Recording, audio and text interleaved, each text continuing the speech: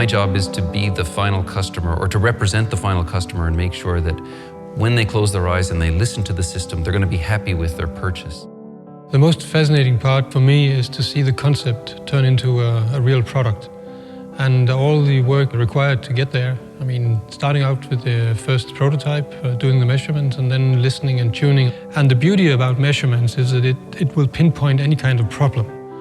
The trouble with measurement is that even if I have 20 very nice measurements, I can give you no guarantee that the sound will be nice. We still need to listen. Usually what I do when I start is the engineers are finished with designing how the loudspeaker will perform, and then I get the loudspeaker and I start listening.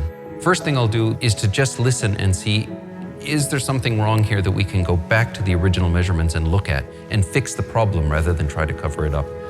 That goes in a loop, so we'll find a problem by listening, go back to the measurements, try and fix it. Eventually it gets to a point where the only thing left to do are the final tweaks. The cube is designed to give us what is called an anechoic free space. So it simply means that we need to be able to measure the loudspeaker alone, with no influence from the room it is playing within. Within the acoustics department, we work very closely together. So with the engineers that are working on that product, I'm with them every day. We're always fighting about what we should be doing. So one of us from the team might be interfacing to, say, the design department to determine how compromises are made, or how we're going to balance the needs of the different areas for a given product. Normally, we always have requirements for changes. It's too small, it's not rounded enough, or whatever.